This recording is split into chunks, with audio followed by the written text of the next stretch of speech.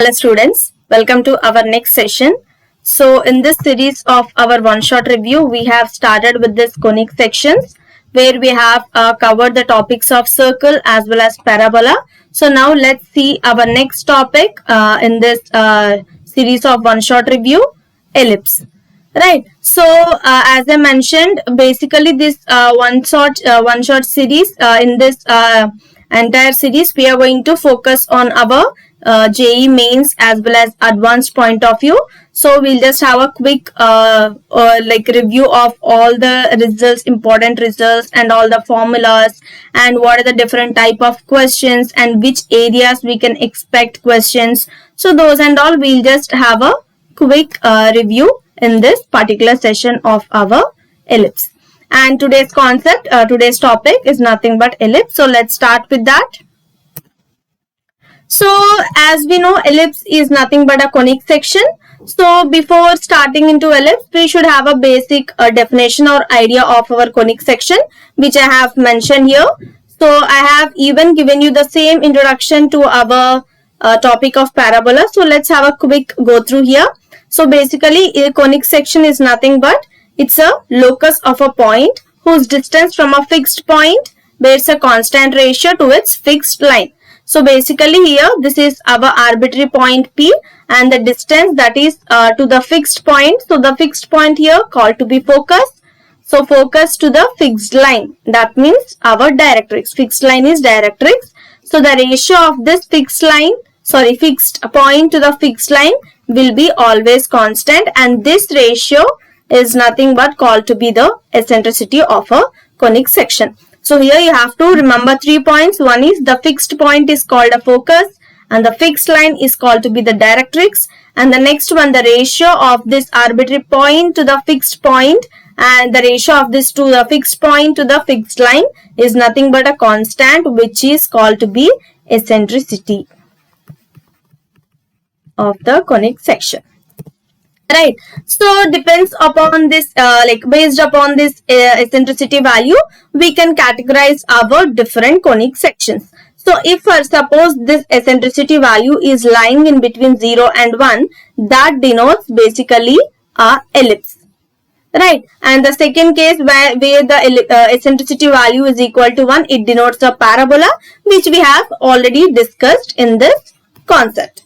Right. And the next conic section we are having is if the eccentricity value is greater than 1, that conic section is nothing but hyperbola. Right. So amongst these three, we have already finished our discussion over this concept of parabola. So now in our today's session, we are going to have a discussion over this concept of ellipse, where the eccentricity of this conic section lying between 0 less than e less than 1. So this is the interval or range of our eccentricity value for our conic section ellipse. So in this figure, you can identify the conic section, actually all the conic sections. But as we are discussing about our ellipse today, so let's just focus on the ellipse, and the remaining you can already circle, and the next one parabola, which we have already seen. Right. So in general, these conic sections, basically they will be coming from a right circular cone. So here you can see a right circular cone.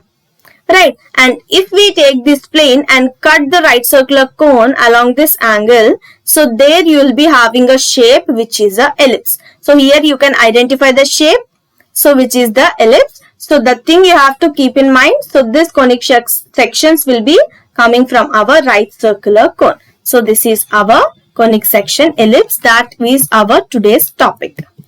Right. So we can even see a real life examples of our ellipse. So the first example, the example you can see here for our ellipse is the orbit or the path where the earth revolving around the sun. So it's a quite real life examples which you can find, because in your social studies you might have learned the earth will be revolving around the sun in a elliptical path. Right. So elliptical path in the sense it will be rotating in the shape of a ellipse. Right. And the another similar or quite familiar example is the rugby ball. So you might have heard about this rugby game.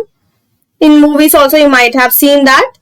So this is actually one of the example of our ellipse shape, which is the rugby ball here. So these two we can count them as our real life, everyday life examples, which we will be seeing in the shape of a ellipse. So now coming to our first part of our ellipse. So if you guys, whenever we are talking about any topic, we'll be starting from the basics, right? So we'll be doing the same thing here. So what we have seen? So we have seen the definition of our ellipse, and we have seen from where we actually get that shape of the ellipse. That also we have seen, right? So now let's talk about the equation of the ellipse. Right, so there is a standard second degree equation which you can see here, that is ax square plus 2hxy plus by square plus 2gx plus 2fy plus c is equal to 0. So according to the condition, it will be representing one conic sections. So these are conditions for straight lines we have discussed in our parabola topic, and here comes the another conditions of this second degree equation in order to represent a conic section. So now our focus to be ellipse. So in general, I have discussed each of these results in the topic of parabola. So you can have a look over there if you want to, or else you can just see it here. So for ellipse, this is our condition. So the condition for the ellipse. So in order to represent this second degree equation to a ellipse equation, two conditions this equation must follow. The first one is delta value must not be equal to 0. Right. So if you can see for all the conic sections, delta should not be equal to 0. So that will be the first and constant condition here. Right. Along with that, there is a second condition for each of the conic sections, whereas for ellipse, the condition here will be h square is less than ab. Right. So these are the two conditions which must be followed by this second degree equation in order to represent a ellipse equation. Right. So you have to remember these two conditions.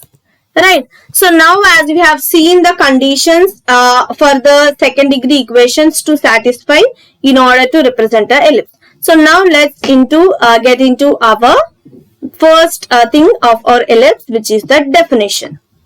Right. So you might have wondered, will there be any different definition?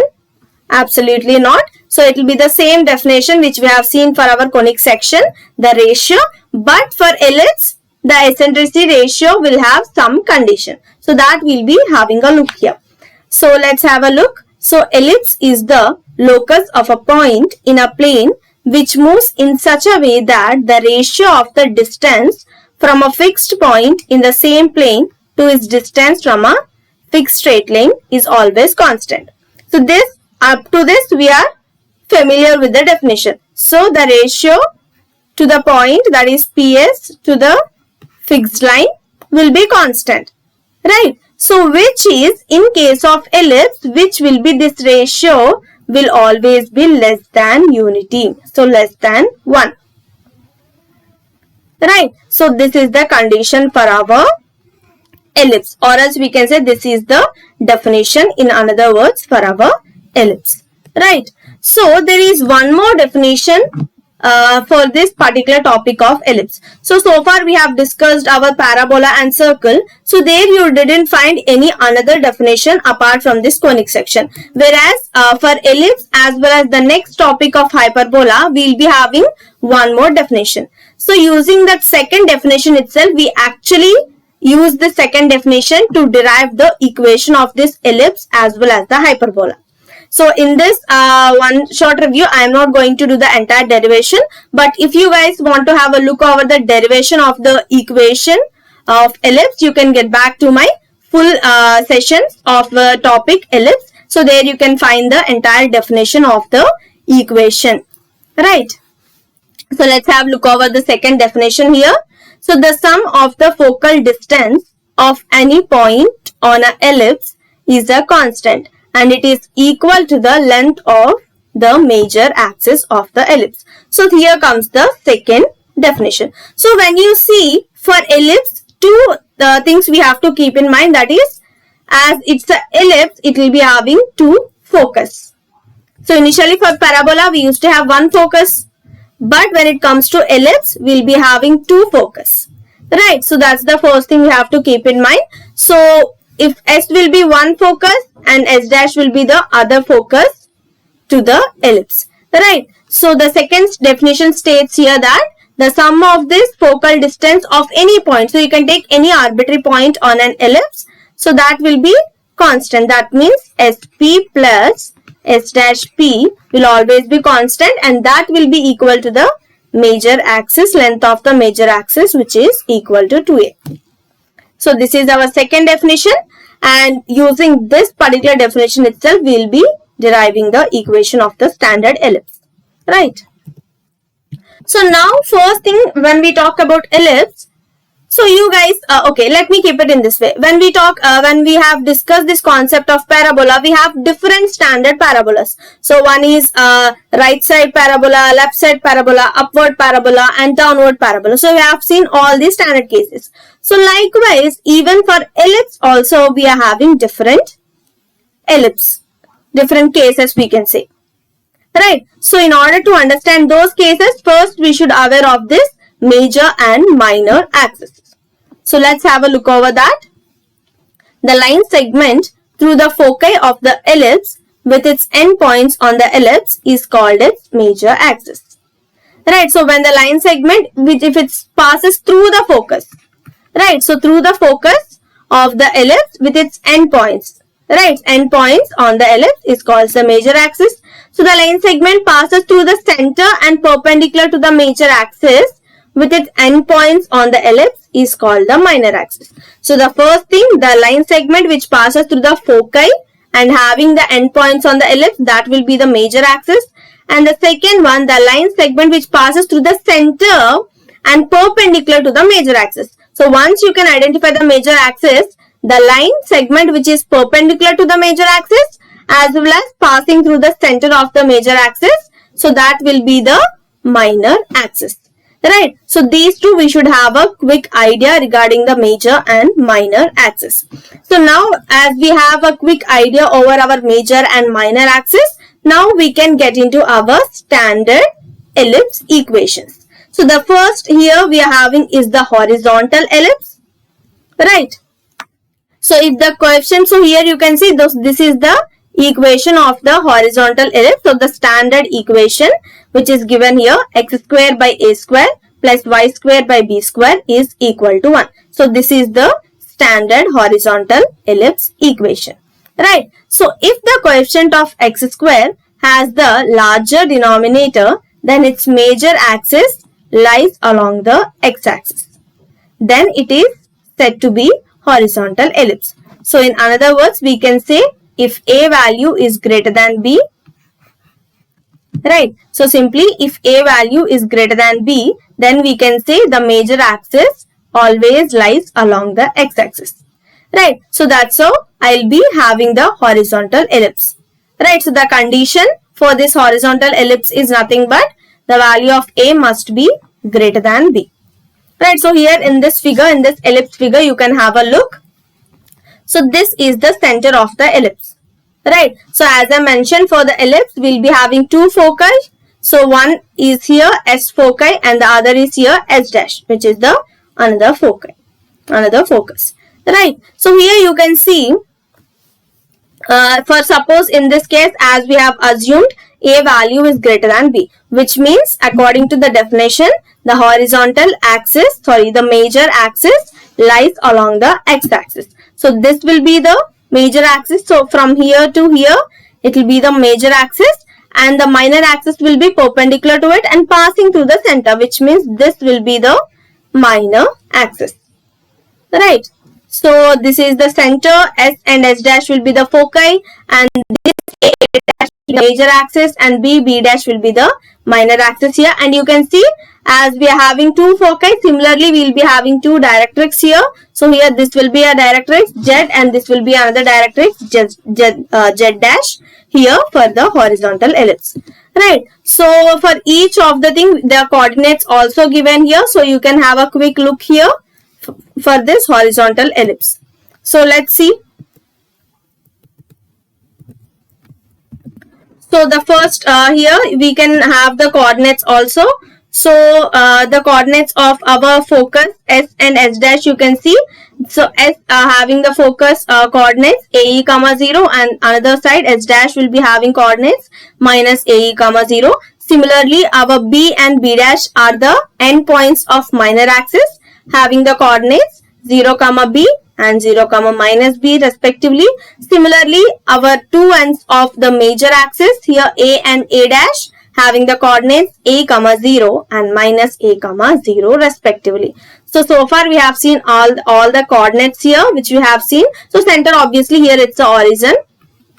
Right. So we have seen center, foci, ends of our major and minor axis. So now here you can see the equation of directrix too. So equation of directrix will be having x equal to AE, and the other side it will be x equal to minus A by E.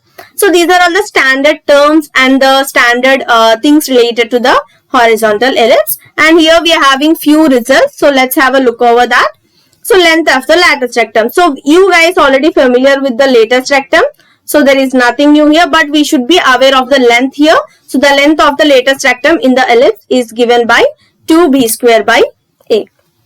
Right. Similarly, we are having the eccentricity of the ellipse. So which is given by this formula, E is equal to root over 1 minus b square by A square. Right. So here you know this is our standard definition which we have already seen, that is S dash SP plus S dash P will be equal to the length of the major axis which is 2A, and distance between the foci is nothing but 2AE, and similarly distance between the directrix is equal to 2A by E. So when I talk about this ellipse, so if you guys could remember all the coordinates, then it's easy, because if they ask length of the major axis, so you can actually count it. So it's A here till here and it's A here, so it's nothing but 2A. Similarly, length of minor axis will be 2B. Right. So likewise, once we get the information regarding the terms and everything related to the ellipse, so we can actually locate them, and then we can easily find the information related to the ellipse. Right. So let's move on to our next case, that is the vertical ellipse here. So we have already discussed our horizontal ellipse where A is greater than B. But now as we are talking about the vertical ellipse, so here we will be having the value of B will be greater than A. So that's the difference, or that's the condition you can see in order to identify the horizontal ellipse as well as the vertical ellipse here. Right. So that means if the coefficient of x square has the smaller denominator than its major axis lies along the y-axis. That means if my B value is greater than A, it states that my major axis will be lying along the y-axis. Right. So then my x-axis will be having the minor axis and my y-axis will be having the major axis here. Right. So let's have look over all the vertices, center, like the important terms, like how we have discussed for our horizontal ellipse. In the same typical way, we are going to have the look over the standard terms and the coordinates, everything related to our vertical ellipse here. So vertices, as you guys know, so this is the center, origin, and will be as the major axis lying along the y-axis. It's obvious that our foci will also lie along the y-axis. So S here, S dash here. So what about the coordinates? So this will be 0 comma AE and this will be 0 comma minus AE. Right. And the next our ends of major as well as the minor axis. So this is our minor axis, A and A dash, and this is our major axis. So according to major axis, our B value is greater. So here it will be 0 comma B and here it will be 0 comma minus B. Similarly here it will be A comma 0 and it will be minus A comma 0. Right. So like how we have get the info, similarly for our horizontal ellipse. So similarly we can get our vertical ellipse terms also here. So we'll be having a L directrix here, L dash directrix here, and their equations will be correspondingly y equal to B by E and y equal to minus B by E. So in the same typical way, we will be having the length of the lattice rectum, eccentricity we will be having, and then we will be having distance between the foci, distance between the directrix. So everything, the same terminologies will be repeating even for our vertical ellipse here. So let's have a look over the length of the latest rectum here, which is L1, or we can say L dash L1, L1 dash. So initially when A greater than B, it is 2B square by A. But now it is B greater than A, so the length of the latest rectum will be given by this formula 2A square by B. So similarly, the eccentricity can also be calculated using this formula of root over 1 minus A square by B square. And again, this is the same constant. But here, according to the definition, if you guys remember, this sum of these focal distances will be equal to length of the major axis. So initially, our length of the major axis will be 2A. So for horizontal ellipse, it is SP plus S1P is equal to 2A. But whereas for our vertical ellipse, our major axis length will be equal to 2B. So here we will be having SP plus S1P is equal to 2B. Right. So the next one we are having is distance between the foci. So it's again obvious. So you can find the distance between the foci and then distance between the directrix too. Right. So this is all about a quick introduction to our ellipse and what we can say the horizontal and like our standard conditions of ellipse. Right, so far we have started with our introduction part, then we have seen our ellipse equation in our standard forms of vertical as well as the horizontal. So let's quickly have a question and see what type of question which we can expect from the standard equations. Right, so let's have a look over this question. So a straight rod of given length slides between two fixed bars which include an angle of 90 degrees. So show that the locus of the point on the rod which divides it in a given ratio is an ellipse. If this ratio is 1/2, find the eccentricity of the ellipse. So here we have to find the eccentricity of the ellipse. In order to solve this one, so we just take this straight rod as a line. So let's take the figure of it. So let's consider a rod of some particular length. So let it be here. So let me consider this to be my rod here. So let it be point Q and let this be point P, which is making an angle inclination of theta here. So now in order to find this, so we can take these 2 points as our parametric coordinates, which means we can take in terms of our theta. So what will be our coordinates of P? So this will be A cos theta, comma 0. And here it will be 0, comma A sin theta. Right, so here you can take it, which is will be a origin here. Right, whereas my straight rod of given length here, so with that I have having 2 fixed bars. So I have taken my 2 fixed bars here, which are my Q as well as P here. Right, so now here they have mentioned if there is a point R which divides in some standard ratio.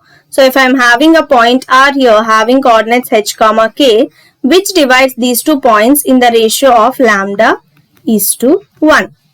So here that's what in the question they have mentioned, right? So it is which is divided in a given ratio. So here in the question they haven't mentioned the ratio but some ratio. So if it is this is the case, you can get the coordinates of R in terms of lambda here. Right. So let's see the coordinates of R here, which means we'll be having h is equal to in terms of lambda we'll be having. So it will be A cos theta divided by lambda plus 1. Similarly, we can have coordinate for k also because you can do the section formula methodology. So I am not going to do the entire solution. I am just giving you the starting point to trigger how to solve this. So here, sorry, it will be A lambda sin theta divided by lambda plus 1. So now we have the coordinates of coordinate of our R point, where that means h and k. So from here you can actually rewrite in terms of cos theta and sin theta. Right. So you can rewrite this, which will be having cos theta and sin theta, and then you can use the identity of cos square theta plus sin square theta, which is equal to 1. So here you will be having in place of cos theta and sin theta, you can substitute the value from here in terms of lambda, hk and those terms. So then you will be end up having a equation at the final stage. You will be having an equation in terms of lambda, h and k. And the next step here you can see, if this ratio is 1 by 2, find the eccentricity of the ellipse. So at the final step, what you can do, you can substitute lambda equal to 1 by 2 and then you will be end up having a equation of ellipse. So for that particular equation, from that particular ellipse equation, you have to find the eccentricity of that ellipse. Right, so this is the entire procedure I have mentioned. So go steps one by one so that you will be getting the answer. So the first and foremost thing here is we have to assume the two fixed bars to be our parametric coordinates. So we have to go by this concept of parametric coordinates. So yeah, so let's move on to our next one, that is a parametric equation. So as far we have talking about parametric, so let's have a look over this parametric equation. So the equation x is equal to a cos phi and y equal to b sin phi, so taken together are called the parametric equation of the ellipse. Right. So here, as we know, theta is the parameter or phi is the parameter. Our x will be anyways a cos phi and y will be b sin phi, and that will be giving you in place of x and y. You can substitute in the ellipse equation, that will be giving you the parametric equation of the ellipse.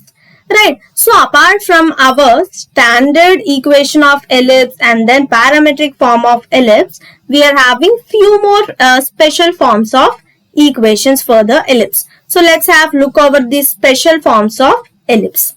So the first one you can find here is, if center of the ellipse is h comma k and the direction of the axis are parallel to the coordinate axis, then its equation is x minus h whole square by a square plus y minus k whole square by b square is equal to 1.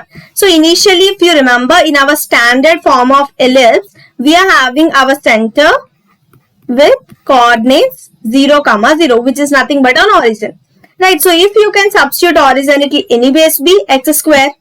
Right. So instead of origin, if we are having a center of the ellipse to be with coordinates h comma k, then we will be having an equation which is in the format of x minus h whole square by a square plus y minus k whole square by b square is equal to 1. So this will be the special form where a center of the ellipse is different from the origin. Right.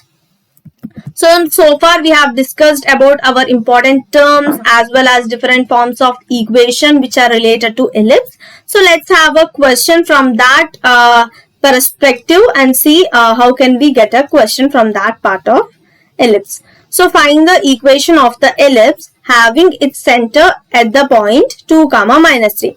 So here they have given you the center which is h comma k having the coordinates 2, minus 3 and one focus at 3, minus 3. Let it be S, focus, CUS, yes, focus with coordinates 3, minus 3 and one vertex at 4, minus 3 and one vertex is also given. So now the question here is we have to figure out the equation of the ellipse. So how we will be finding the equation of the ellipse here? So how can we solve this?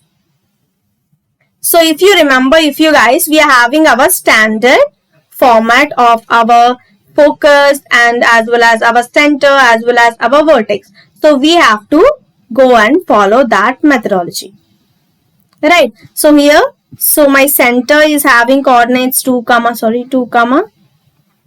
minus 3 and my focus is having coordinates 3, minus 3 and my one of the vertex. So let it be A, having the coordinates 4, minus 3.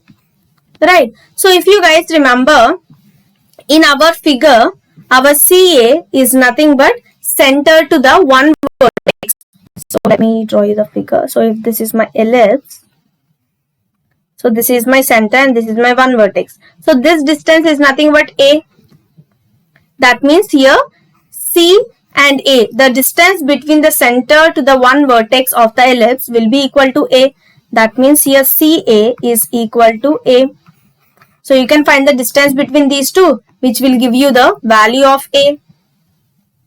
So once you get the value of A, so here the another thing you can see here is, so we can see from A, once we get the value of A, we can find our focus, because this is our focus. So in general, what will be our focus?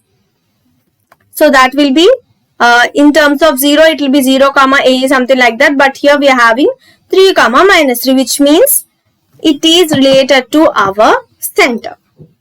That means here in place of AE, it is 2 plus 1, which means AE is equal to 1. So we can see AE here is equal to 1, from where you can get the eccentricity. That means eccentricity will be equal to 1 by A. So once you figure out the A value, you can find the eccentricity also. So what are the rest of the things we required? So once we have the A value, the next thing we required here is B value. So how we'll be getting the B value? We are having a relation between A, B and eccentricity, which is B square is equal to A square plus A square minus A square minus E square. That means in another words, we can say B square is equal to A square into 1 minus E square. So this is the relation between A, B as well as the eccentricity. So we can apply this relation in order to get the B value. So once we have A value, B value, eccentricity as well as the center coordinates, so is it possible to write the equation of the ellipse or not? Yes, right. So that will be giving you the final equation of the ellipse. Right. So the only thing you have to do is you have to find the A value, eccentricity and B value. So if you get all these 3 values, you can easily write the equation of the ellipse having the center at 2 comma minus 3 here. Right. So let's have one more question here relative to our ellipse introduction part only.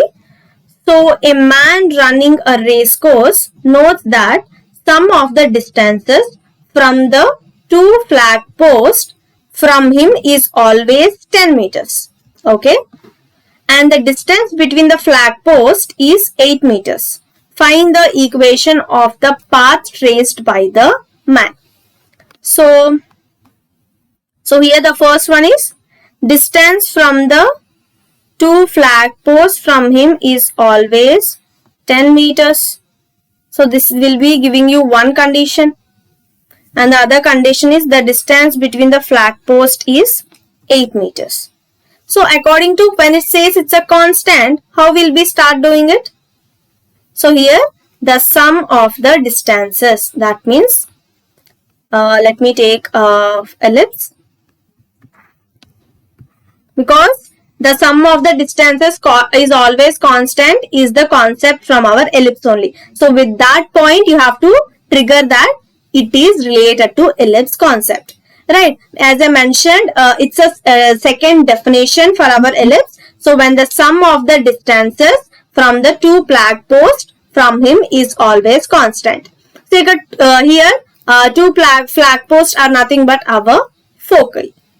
Right. So that's how we have to imagine the things and relate to our concepts. Right. So now here, as it's a constant, which indicates that if my focus is S and let me point be P, so it will be PS plus PS dash will be equal to some constant which is equal to 2A in general. So here that is given to be 10, which means from here what is the A value? So A value is equal to 5. Right. And the other here which is mentioned, the distance between these flag posts. So if I take my ellipse here, if this is my S dash and this is my S, so if I take my point P here, so sum of these distances S and this is S only, SP and S dash P is equal to 2A, that is equal to 10, which is given, and the other condition is distance between the flag posts. So these two, so this will be AE and this will be AE, that means 2AE is equal to 8 here. That means AE is equal to 4. So we already have the A value here, which will be giving you the eccentricity, which is equal to 4 by 5. So now in order to write the equation of this path, what else we required? We required the B value. So how can we determine B value? Using the condition B square is equal to A square into 1 minus E square. So A is known, E is known. So only unknown here is B value. So once you get all A, B and E value, so you'll be getting the equation of the path which is traced by the man.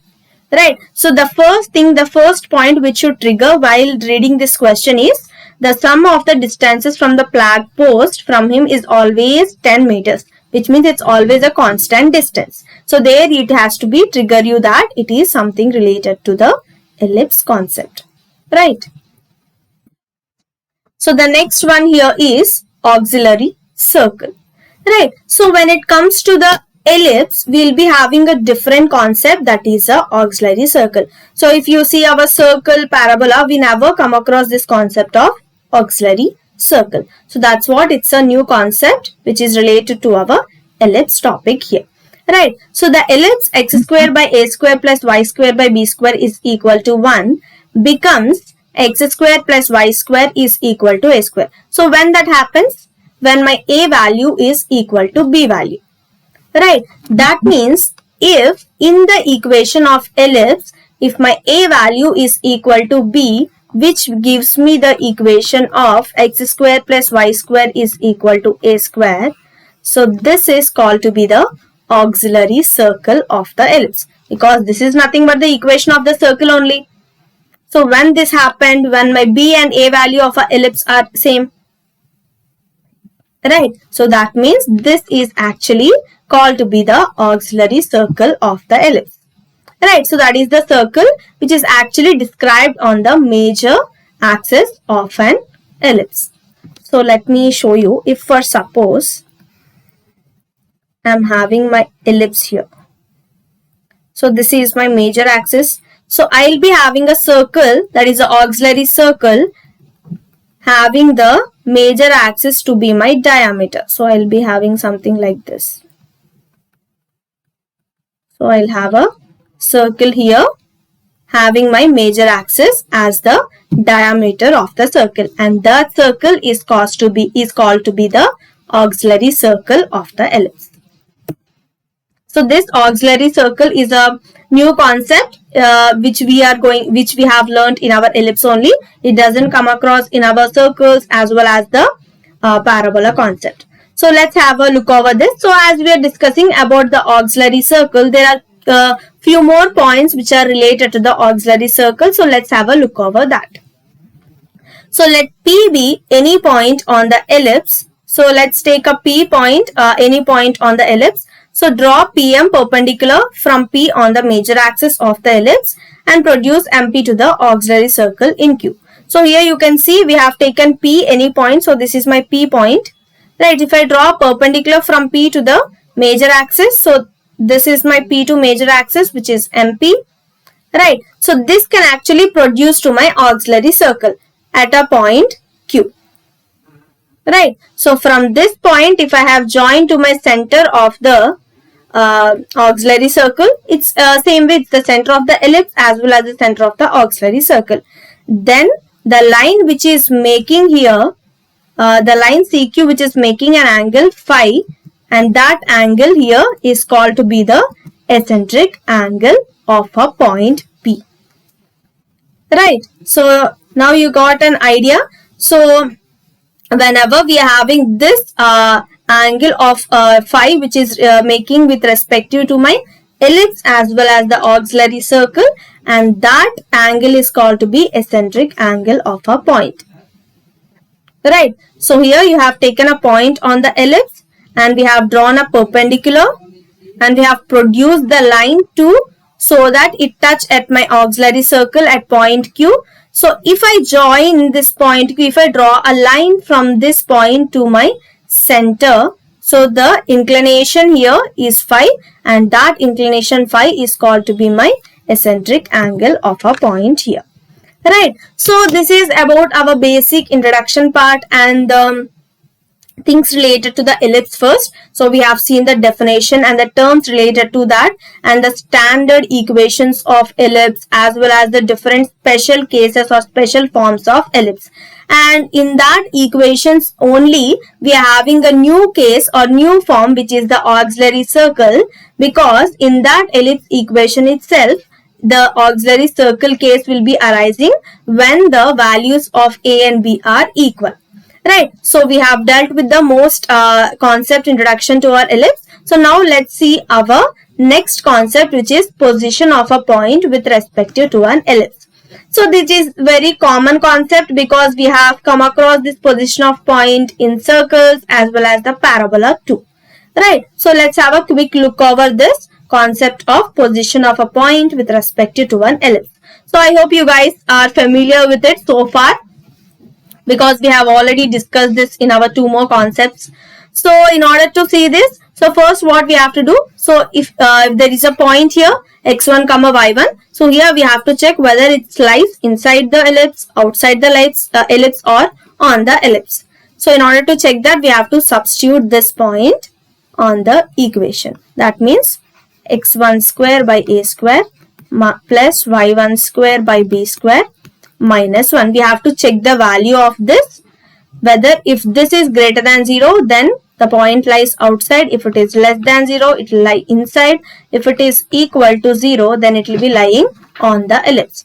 Right. So these are the standard conditions which we are coming across so far. So again, according to these standard conditions, we will be having our next cases, which are if it is greater than outside, which indicates where we can draw pair of tangents through that point, and if it is less than, which means a point lying inside, where we can draw chord to the ellipse, and when a point lie on the ellipse, then we could able to draw tangent to the ellipse. So let's have a look over these pair of tangents, chord and tangent to the ellipse one by one.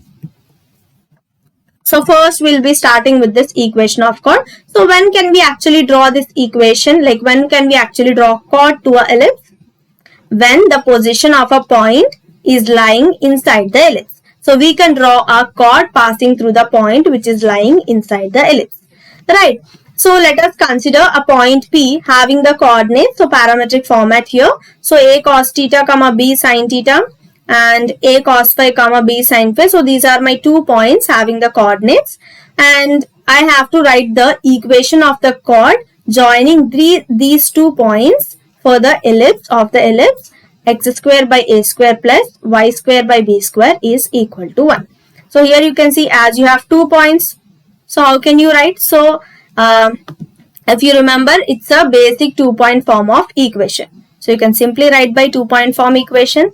That will give you the equation of the chord. So here you can see y minus b sin theta, and the slope, this will be the slope, and then x minus a cos theta. So if you could simplify it further according to the trigonometric formulas, identities and all, so you end up having the following equation of the chord. That is x by a cos of theta plus phi by 2 plus y by b sin of theta plus phi by 2, which will be equal to cos of theta minus phi by 2. So there is nothing new in this concept. So there is nothing new in this equation. So it's just that we have applied our 2-point form of equation in order to write the equation of the chord here. And the next one is, it's a very standard one. So chord of contact. So in order to write the equation of chord of contact, so what will be the condition? The condition in order to write the chord of contact will be t equal to 0. Right. So you guys are known with this t equal to 0 condition, because we have learnt in our parabola, circles and everywhere. Right. So that t equal to 0, it's nothing but substitution of our point in the equation. Right. So when we are having this t equal to 0, we will be having some standard replacements that I have already mentioned. In place of x square, xx1. In place of y square, yy1. In place of x, it will be x plus x1 by 2. Similarly, in place of y, it will be y plus y1 by 2. So these are the conditions in order to get the equation of chord of contact. The next one. So equation of chord of the ellipse. So initially we have seen, when we have 2 points lying on the ellipse, we could able to write the equation. But if you are having only 1 point, what will be the condition? And that point is also bisected. So the chord of the ellipse is actually bisected at that point. So we will be having the condition, that is t equal to si. Sorry, t equal to s1. So t we know, just now we have seen the condition, and s1 is the condition which will be giving you after substituting the point in the equation of the ellipse. Right. So in order to write the equation of the chord of the ellipse which is bisected at a particular point, so the condition we will be using is t is equal to S1. So whenever we are writing the equations, so the only easiest way to remember is you just remember the conditions. So like when we are having 2 points on the ellipse, so that's a 2-point format. So we can write the equation using the 2-point format. If we are having only 1 point that is also lying inside or bisected at it, so then you can go by this condition of t equal to S1. And if we are writing the equation of chord of contact, right? So when we are writing equation of chord of contact, the condition there will be t is equal to 0. So according to the what equation we are writing, so we will be having the corresponding conditions which we have to follow.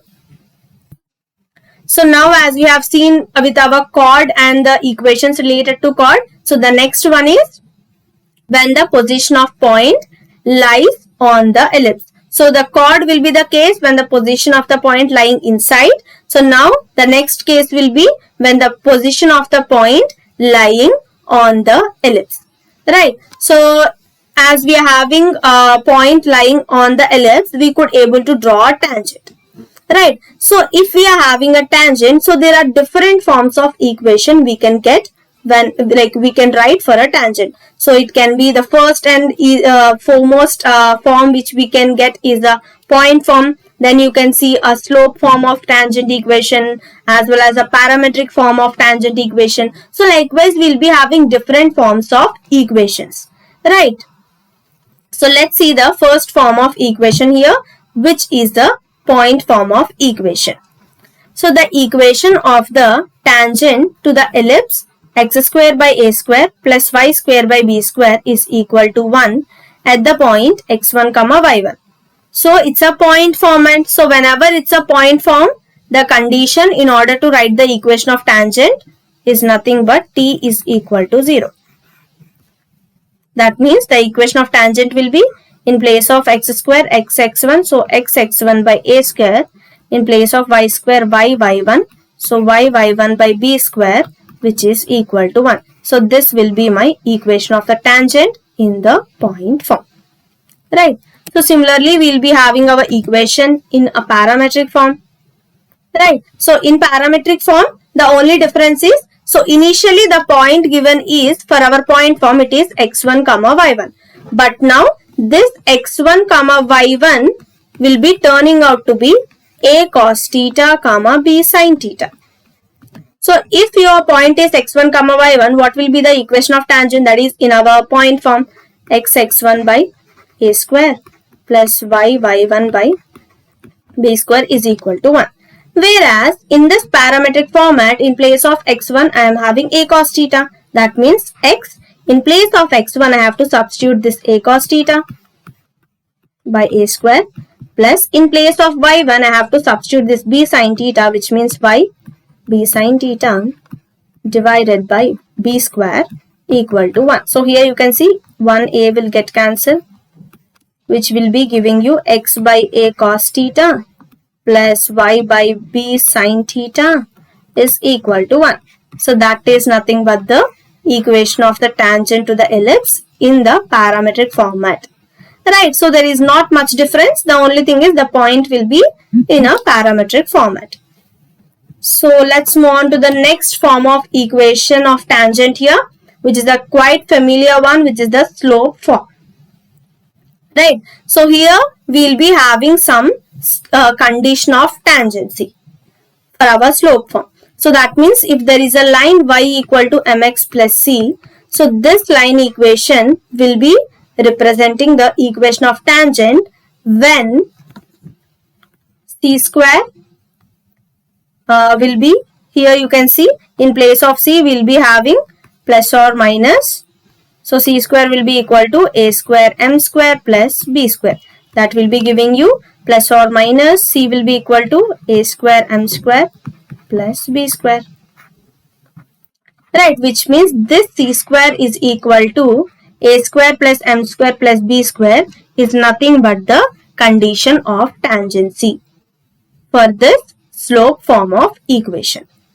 So that condition you have to keep in mind, because in some questions they might directly ask you the condition So that's also quite possible, right? So that's the reason. Or else you can get a questions which are similarly related to this condition of tangency, right? So that's the reason you have to be very clear with this condition of tangency. So even in our circle as well as the parabola too, we are having this condition of tangency for the slope form of equation of tangent, right? So here this condition is c square is equal to a square m square plus b square. So my equation of tangent in slope form will be y equal to mx. In place of c I have to substitute this. That means plus or minus root over a square m square plus b square. So this equation of y equal to mx plus or minus, so this will be my equation of the tangent in terms of my slope m, right? So I can even actually find my point of contact too. So my point of contact, you can directly use the formula here in order to find the point of contact. In some questions, they might give you only the equation and they might ask you to find the point of contact. So that's also quite possible. So that's the reason you can remember this as a formula in order to directly write the point of contact. So we have discussed now when the position of point lies inside and on the ellipse. So now let's discuss when the position of point lies outside the ellipse. So when a point lies outside the ellipse, so we can actually, there is a possibility to draw two tangents to the ellipse, right? So that's what we'll be having, the pair of tangents. So if you guys remember, we had this concept in our circles too. We have the concept in our parabola too, right? So there is nothing new here. It's just that we have to remember we have to identify the condition, right? So when we are writing the combined equation of pair of tangents, so what will be the condition here? That is SS1 is equal to t square. So what is S? Direct ellipse equation. What is S1? The ellipse equation after substituting the point x1 comma y1 in the ellipse equation. And the next t square is a tangent equation square. That means t will be equal to xx1 by a square plus y1 by b square minus 1. As we have to do the t square, so it will be square of this, right? So nothing to worry here. Whatever the equation which is given, whatever the point which is given, the only thing we have to remember when we are writing the pair of tangents equation, that is the combined equation, so the condition only we have to remember, which is SS1 is equal to t square, right? So now if for suppose we are having 2 points where we have drawn 2 different tangents, right? So then what will be the point of intersection of these two? So 2 tangents. So there is a point P having the coordinates a cos theta 1 comma b sin theta 1, which is a parametric point. So the corresponding equation of tangent for this point will be here, and similarly the corresponding equation of tangent which is given here, right? So if these 2 tangent equations intersect at a point, so what will be the coordinates of the point? So the point of intersection of those 2 points is given here, which is in terms of our cos and sin formula, that is a cos of theta 1 plus theta 2 divided by 2 divided by cos of theta 1 minus theta 2 divided by 2. So that is the x coordinate. Similarly, I am having the y coordinate, right? So it's just that you can even find the point of intersection by solving the equations too, because you will be having 2 linear equations. So you can simply solve those 2 linear equations. So that's also a possibility, right? So that also, it's like instead of remembering also, you can go by, if you could able to write the equation, you can write the equations of the tangents using the point, and then you can solve those equations and you'll be getting the intersection point. So if you don't want to write the equation, you want to just directly want the point of intersection. So in that particular case, you just have to follow this formula. So as we are talking about our pair of tangents, so if there are 2 tangents, there might be an angle between those 2, right? So the angle between those 2, let it be some alpha. So if the angle between two tangents is equal to 90 degrees, right? So if this is my point and this point makes an angle 90 degrees, so this is one tangent and this is another tangent. So let me draw ellipse too. Okay, very bad figure. Okay, let's just have. So if this is my point P, x1, y1, right, and this is my ellipse here, and these are my tangents, so Q and R. So PQ is one tangent and PR is one tangent. Angle between these two tangents to be 90 degrees. So then the locus of the point P, that is the locus of the point P x1 comma y1 is nothing but a circle, which is called to be the director circle. So if you guys remember, we come across this director circle in our circles as well as parabola too. Right. So if we are now, as we are familiar with this equation, like definition of this director circle, so let's have a look over the equation. So the equation of the director circle which is given here is x square plus y square is equal to a square plus b square. So I'm not showing any derivation here. So if you guys want a detailed derivation of this equation of director circle, you can get back to my full detailed version session of my topic ellipse. So let's have a look over the question here. So far in the second part, what we have discussed, I'll just quickly summarize.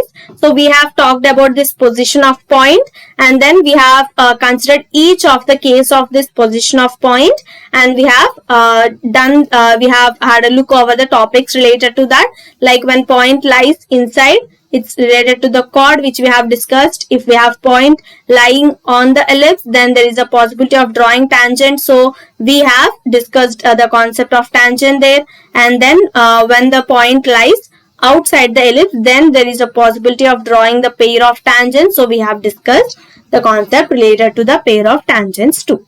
Right. So now let's have a look over this question. So find the condition for the line Lx plus My plus C is equal to 0 to touch the ellipse. So when a line will be touching a ellipse, so what will be the condition? So if this is my ellipse, this is line touching my ellipse. That means the line is nothing but it's a tangent to the ellipse. Right. So if this line is my tangent to the ellipse, I have to find the condition. So how we will be finding the condition? So we have already known the condition, that is C square is equal to A square M square plus B square. So that's what the condition of tangency, right, that we have looked for. So what we can do is, so let's take this line Lx plus My plus C is equal to 0. So what you can do, you can rewrite this equation in terms of standard format, that is y equal to mx plus c. So that's the first thing we can do here. So y equal to, right, so my is equal to minus lx minus c. So now it will be y equal to minus l by mx minus c by m. Right. So this is my equation, that is y equal to mx plus c here. Right. So now as I have my equation, so this is my ellipse equation, x square by a square plus y square by b square is equal to 1. So let's compare the things here. So our standard condition for condition of tangency here is c square is equal to a square m square plus b square. Just now I have told you. So what is the c value? So in place of c we are having, so standard is y equal to mx plus c. So this condition is valid for this equation. So now using this we have to write for this equation.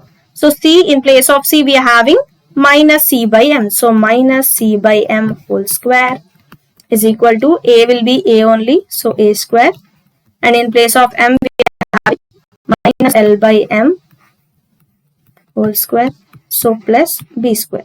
So let's simplify this. So if you simplify this, so you'll be end up having the condition for this line to touch the ellipse. So there is nothing new which we have done here. So it's just that if we remember the condition of tangency here, we can just compare that with our standard equation and then we can get the condition for the line. So it's as I mentioned, that's why I mentioned this condition of tangency is also important, because some questions sometimes will be direct questions related to the condition of tangency. So it's a JEE mains question, guys. So similar type of question. So find the condition for the line to be a tangent. So even it's a tangent or touching the ellipse, so it's the same thing, right? So both will be having the same condition. So just rewrite the equation as how we have done for the previous one and check this condition of c square is equal to a square m square plus b square, and then you'll be getting the condition for this line, that is x cos alpha plus y sin alpha is equal to p, to be the tangent to the ellipse. So this will be the condition which we have to apply in order to solve this question. So let's have a look over one question, guys, one more question. So these are the different models or types of questions that we can expect from this tangent concept from ellipse. So find the equations of the tangents to the ellipse yx square plus 16y square is equal to 144, which passes through the point 2, 3. So the first thing is write this equation of ellipse in your standard format. So convert that and write it in terms of the standard format. So how can we write that? So x square by 16 plus y square by 9 is equal to 1. Right, so if I divide by 144 on both sides of the equation, I end up having my ellipse equation in the standard format, that is x square by 16 plus y square by 9 is equal to 1. So now here what we have to do, we have to write the equation of the tangent. So again, guys, you have to go by the standard condition of tangency, that is y is equal to mx plus or minus a square m square plus b square under root. So this is my standard equation of ellipse or not? Right. So from here you can get the a and b values. So a value is 4, b value is 3. So you can substitute here. So y is equal to mx plus or minus a square 16 m square plus b square 9. So in this entire equation of tangents, the only unknown value here is m. But here in the question they have mentioned this equations of tangents will be passing through the point 2, 3. That means in place of x and y, you can substitute this 2, 3. So then it will be 3 is equal to 2x plus or minus 16m square plus 9. So, sorry, here it is 2m. So now you can see we end up having the entire equation only in one variable m. So you can solve the equation by squaring on both sides, right? That means it will be 3 minus 2m is equal to plus or minus 16m square plus 9 under root. So by squaring on both sides, you can simplify it and you can get the value of m here. Right, so once you get the value of m, you can substitute the m value in this equation. So in this equation you can see, so that will give you the equations of the tangent to the ellipse. So as you can see in the equation, we will be having plus or minus. So it's obvious that it will be having two equations of tangents. So that's how the condition of tangency plays a key role when the questions related to the tangents are given. So far we have discussed about tangent, chord, pair of tangents and everything. So now let's move ahead with our next topic, with this equation of normal. So even for this equation of normal, so first and foremost, we know the definition of normal, right? So it's a perpendicular line to the tangent. So that will be clear for everyone. So now when it comes to the equation of normal, again we'll be having different forms like point form, slope form and all like that. So let's have a look over one by one. So the first one is point form of equation. So here point form of a normal equation, you can see that is given by a square x by x1 minus b square y by y1 is equal to a square minus b square. So in different way, what we can do is we can actually derive this from the equation of tangent 2. And the next one is parametric form of equation of normal. That is the equation of a normal to the ellipse x square by a square plus y square by b square is equal to 1 at the point here is given in parametric form, that is a cos theta comma b sin theta. So then the corresponding our parametric form of equation of normal is equal to ax secant theta minus by cosecant theta is equal to a square minus b square. So the next form of equation of normal we are having is equation slope format. So here again we will be having the condition of normal for here. So initially how we have a condition for our tangency.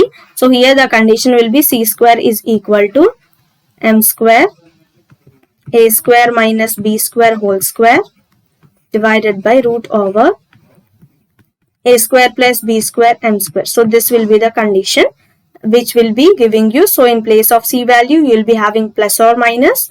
So where you can see, so y equal to mx plus or minus. So this will be my equation of the normal of slope m here, and we can even find the point of contact coordinates too using this relation, that is plus or minus a square by root over a square plus b square m square.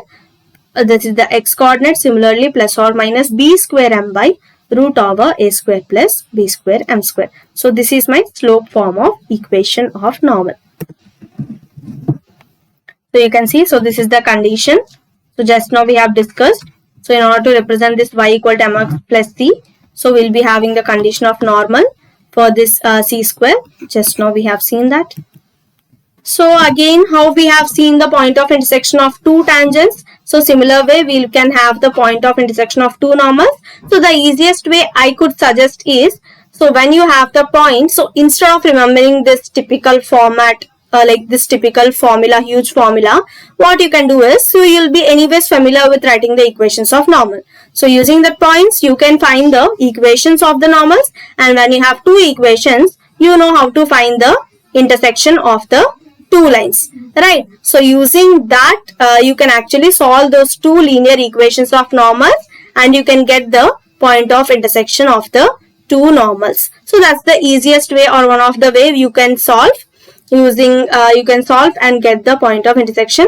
But if you are like you cannot write the equation of normal and all, so you just want some seconds to solve and some seconds to find the point of intersection, then it's obvious that you have to remember this huge formula. So as we are discussing our normal, so one important concept we are having is our conormal points. So the points on the ellipse, the normals at which the ellipse passes through a given point are called conormal points, right? So where these normals will be passing through the ellipse, so when they will be given at a point passing through a given point, so those are called to be a normal points here. So here you can see P, Q, R and S are the normal points. So here you can see P is a normal passing through the ellipse, Q is also a normal passing through the ellipse, R is also a normal passing through the normal point passing through the ellipse, and R is also a normal point passing through the ellipse, right? So these P, Q, R, S, you can see here are the normal points. So here this is my ellipse where I am having normals and all. So the points on the ellipse, so the normals at which the ellipse passes. So at which the ellipse passes through. So the point must pass through the ellipse. So those points only called to be a normal points here. So again here we are having some cases or some standard results with respect to our conormal points. So let's have a look over those standard results one by one.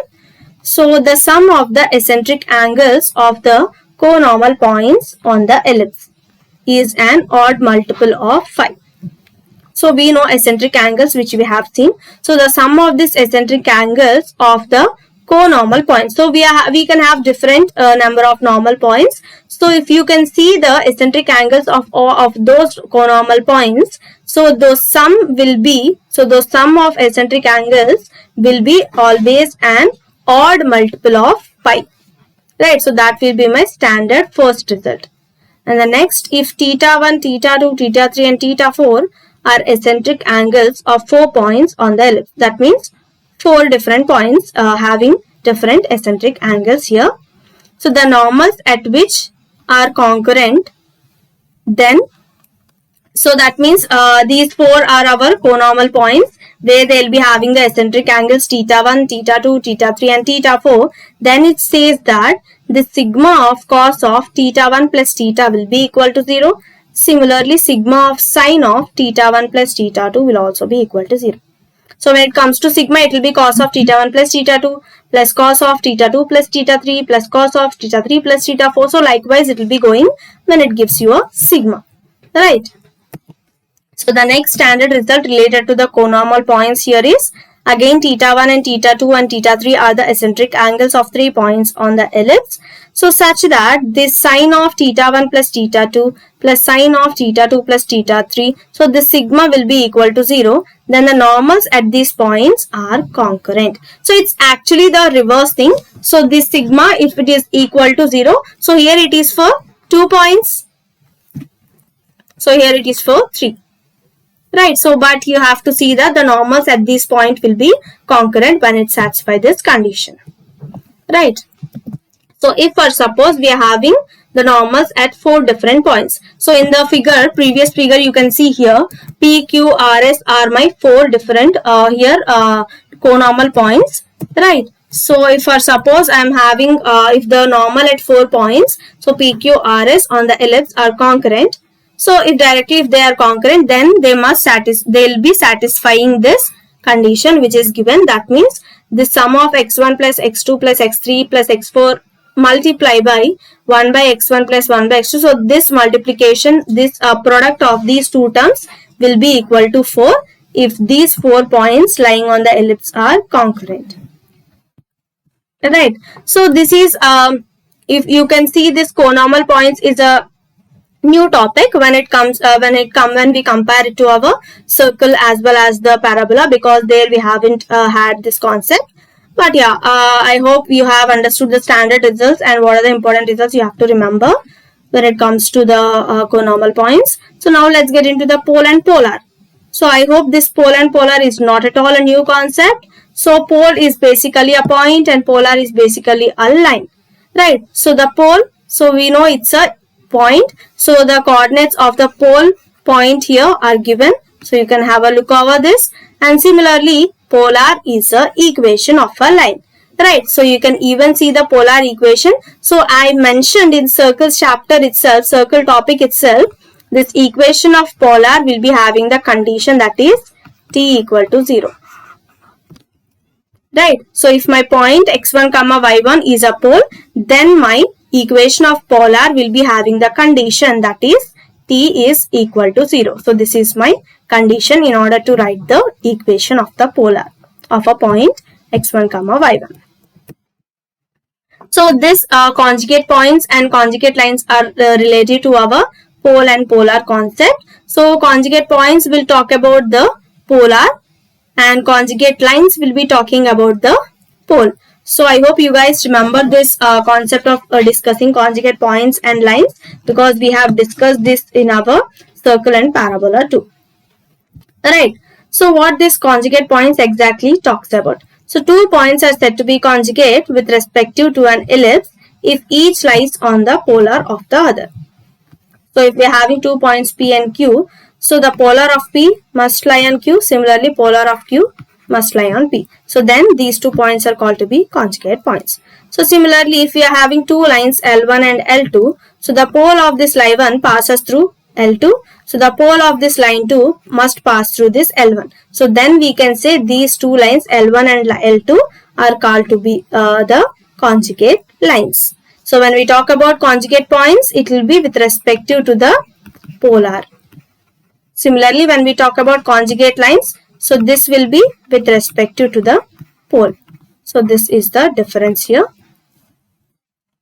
right? So again, when it comes to our ellipse, we'll be having a separate case, that is for our diameter, right? So let's look over the diameter and the equation which is related to the diameter here, right? So the locus of the midpoint of a system of parallel chords of an ellipse is called a diameter. So we know what is actually a diameter, right? So the locus of the midpoint, say the midpoint of the system of parallel chords, so that will give you the diameter, and the equation of the diameter is given by y is equal to minus of b square by a square m into x. So this will be my equation of the diameter, right? So two diameters of an ellipse are said to be conjugate diameters if each bisects the chords parallel to the other, right? So when it comes to our ellipse as well as the hyperbola, this diameter and conjugate diameter concept will be very, very important, right? So if two diameters are there, and we have said that if two diameters of an ellipse are to be conjugate diameters, the condition which must satisfy there is, so each bisects the chords parallel to the other, right? So one diameter must bisect the chords parallel to the other, then only we can say those two diameters are conjugate diameters. So there are few properties here which are related to the conjugate diameters. So let's have a look over these properties of conjugate diameters one by one. So the eccentric angles of the ends of a pair of conjugate diameters of an ellipse differ by right angle. So if you are having an ellipse and if you are having the ends of the conjugate diameters, so using the ends you will be having the eccentric angles, right? So the eccentric angles of these pairs of conjugate diameters will always be differ by a right angle, right? That means 90 degrees. So this is the first property. So the next we are having is the sum of the squares of any two conjugate semi-diameters of an ellipse is constant, and that is equal to the sum of squares of the semi-axis of the ellipse, right? So if you are having conjugate diameters and the semi-diameters will be having, so this is 1 and this is 1, so the sum of square, that is cp square plus cd square, will be equal to my axis as semi-axis. So if this is my ellipse, okay, let me take it. So this is my ellipse and this is my, let it be major axis and let it be minor axis. So my length of the major axis will be 2a. So the semi major axis length will be a. So semi minor axis length will be b. So that's what here they have mentioned. So the length, the sum of this semi conjugate diameters will be equal to squares of this sum of semi axis. So like both are squares, that means cp square plus cd square will be equal to a square plus b square. So the next one we are having is if PC, P dash, QC, Q dash are two conjugate semi-diameters. So we can have a figure here. So P, C and P dash, and then Q, C and Q dash. So Q, C and Q dash, P, C and C dash. So are two conjugate semi-diameters of an ellipse. So and S1 and S be the foci of an ellipse. Then our CQ square, so this will be equal to SP into S1P will be equal to CQ square, right? So this CQ is my semi diameter and the CP is also semi diameter, and CQ dash is also my conjugate semi diameter, we can say PC dash also CP dash, right? That means when I am having my focus, so my product of this foci SP into S1P, so that will be equal to my semi diameter square, that is CQ square. So the tangent at the ends of a pair of conjugate diameters of an ellipse actually forms a parallelogram. So you can see here in this figure, right? So the tangent at the ends of the pair of conjugate diameters, so they will be actually forming a parallelogram. So the area, so as it forms a parallelogram, so the area of the parallelogram formed by the tangents at the ends of the conjugate diameters of an ellipse is constant, and that will be equal to the product of the axes. That means product of the length of the axis is. Right, so you can see in the figure, in the previous figure we have seen, so if it forms a tangent, so it actually forms a parallelogram. So here figure is not properly given, but if you draw exactly tangents, so if I draw tangents like this, 1, 2, 3 and 4, so they actually form a parallelogram here. Right, so the area will be constant and that will be equal to the product of the axes. Right, so as we are discussing about this diameter, semi-conjugate and all, so let's have a question related to this semi-diameters, that is conjugate semi-diameters. So CP and CD are conjugate semi-diameters of the ellipse. Find the locus of the midpoint of PD here. Right, so here they have given CP and CD are conjugate semi-diameters of the ellipse. So here we have to find the locus of the midpoint of this PD. So in order to find the locus of the midpoint of this PD, so what we can do is, first we can consider the two coordinates of these points P and D which are lying on this diameter. So let's consider the point P, that is A cos theta, comma B sin theta. Similarly, the point D, as they are lying on conjugate semi-diameters, so accordingly we have to consider, so minus A sin theta, comma B cos theta. So these are my 2 points. But here according to the question, we have to find the locus of the midpoint. So let us consider some point RH comma K be the midpoint of this PD. So here as it's a midpoint, that means this R will be dividing in the ratio 1:1. So from where you will be getting H and K values. So let's see.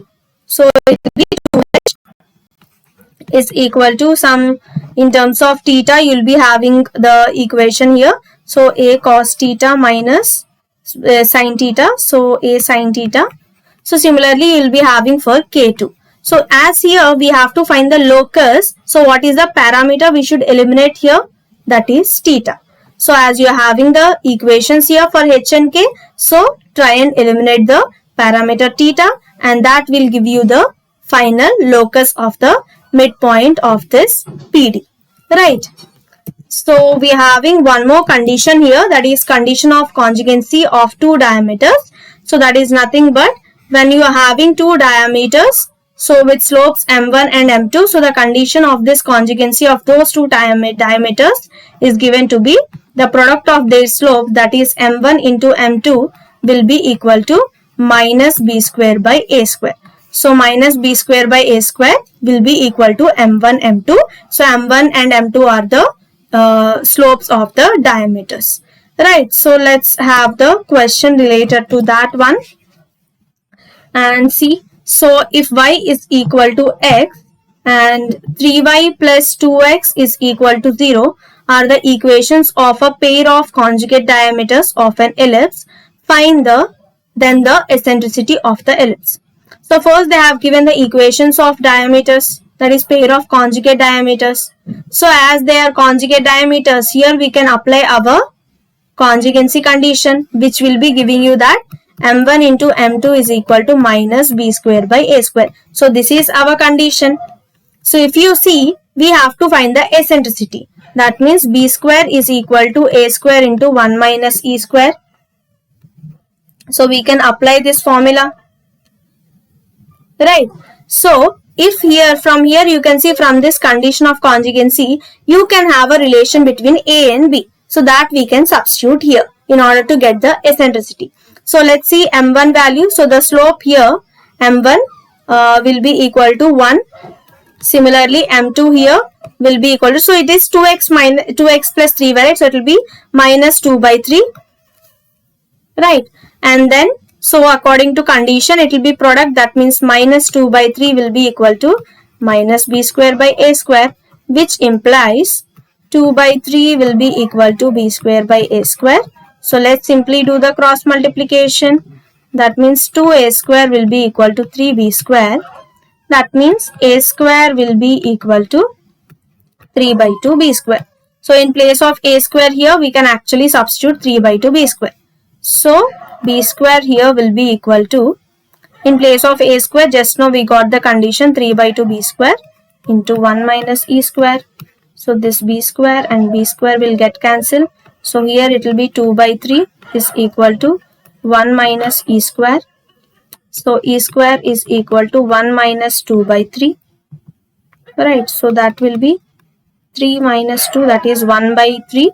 So here you got e square is equal to 1 by 3. So we have to find the eccentricity. So that means e will be equal to 1 by root 3. So this will be the eccentricity of the ellipse here. So that is how we can apply the given conjugacy condition in order to get the answer here. Right. So these are the two lines here, equations of the pair of conjugate diameters which are given. So from those equations we can get the slopes m1 and m2, and then we have applied the condition which we have seen now. Right. So that's all guys. So we have covered all the important results and all the important concepts in perspective with perspective of our JEE mains as well as advanced, and I have given you few questions which are a few from past years, and we have seen the different types and different models of questions which we can expect here. So that's all with our ellipse topic. So we'll meet with our next topic in our next session of our one shot review series. Thank you guys.